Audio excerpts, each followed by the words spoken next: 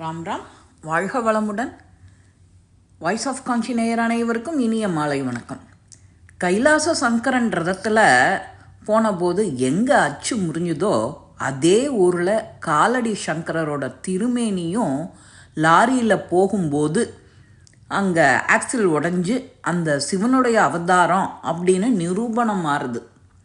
ராமேஸ்வரத்தில் அப்போது நிர்மாணமாகி இருந்த ஸ்ரீ சங்கர மடத்துக்கு சென்னையில் இருந்து சிலர் விக்கிரகங்களோட லாரி வழியாக போகிறான். அப்போ போகும்போது ஆக்சில் உடஞ்சி நின்றுடுத்தோம் அந்த லாரி. இளையாத்தங்குடியில் இருந்த பெரியவாளுக்கு இந்த தகவல் போச்சு. எந்த இடத்துல நின்றுடுத்தோ அப்படின்னு கேட்குறா ஸ்ரீ பெரியவா. அச்சரப்பாக்கத்தில் அப்படின்னு பதில் வருது. பெரியவா முகத்தில் சின்ன புன்னகை. இடுக்கண் வருங்கால் நகுக. ஸ்ரீ பெரியவா அதை செய்கிறான்.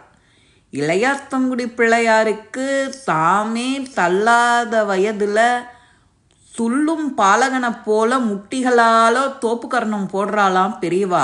ராமேஸ்வர விஷயம் விக்னமின்றி நடைபெற்றுத்தான். விக்னேஸ்வர வழிபாடுங்கிறது ஒரு வெளிப்படையான மூர்த்திக்கு ஒரு வழிபாடு. அது மேம்பட அருள் நிலச்சி அந்த இடையூத்தை தீர்த்துள்ளாம். இருந்தாலும் விக்னம் தீர்க்கறதுக்கு அப்படின்னு ஏற்படுற அந்த தெய்வத்தை மானுடருக்கே முன்னுதாரணமாக பெரியவாளே வழிபட்டு காட்டுறா. அதை சொல்லாமல் சொல்கிறாளாம் பெரியவா. பரமசிவன் எப்படி பிள்ளையாரை வேண்டிக் கொள்ளாமல் திரிபுர தகனத்துக்கு புறப்படுறார்? எந்த காரியம் ஆரம்பித்தாலும் பிள்ளையாரை முதல்ல பூஜிக்கணும் இல்லையா? அப்படிங்கிற இந்த லோகத்துக்கு ஏற்பட்ட இந்த சம்பிரதாயத்தை ஈஸ்வரனே செஞ்சு காட்டினா தானே மற்ற ஜனங்களும் நம்புவா செய்வா. அதனால் ஈஸ்வரன் இப்படி பண்ணாத போது அவர் புறப்பட்ட ரதத்தோட அச்சு முறிஞ்சு போயிடுத்து. அப்புறம் அவர் விக்னேஸ்வரரை பிரார்த்தனை செஞ்ச பின்னாடி தான் அது திரும்ப புறப்பட்டது. அச்சு இன்னைக்கு முறிஞ்சு போன இடம்தான் அச்சரப்பாக்கம். இப்போது சொல்கிற அந்த அச்சிரப்பாக்கமான அந்த ஊர் அங்கேயே தான் நம்மளோட லாரியோட அச்சும் முறிஞ்சு நிற்கிறது. எப்பேற்பட்ட பொருத்தம் பாருங்க. பொருத்தம் இல்லாமல் இடையூறு ஏற்பட்டதுலேயே ஒரு பெரிய பொருத்தம். கைலாச சங்கரன் ரதத்தில் போன போது எங்கே அச்சு முறிஞ்சுதோ அதே ஊரில் காலடி சங்கரரோட திருமேனி விக்கிரகம் லாரியில் போகும்போது ஆக்சில் உடஞ்சிருக்கு.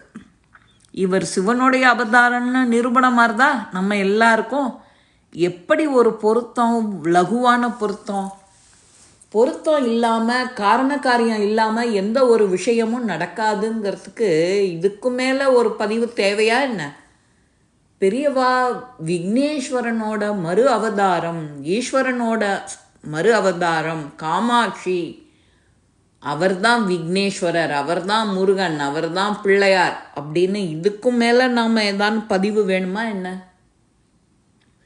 காஞ்சி சங்கர காமாட்சி சங்கர அப்படின்னு நாம் சொல்கிறதுக்கு தகுந்த மாதிரி எல்லாம் சர்வமும் அவரே சர்வ வியாபி.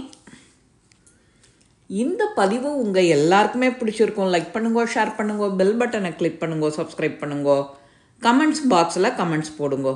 ஸ்ரீ மகாபிரிவா திருவடிகளே சரணம். நல்லதே நடக்கும். ஆனந்தமாக இருப்போம் நண்பர்களே. வாழ்க வளமுடன்.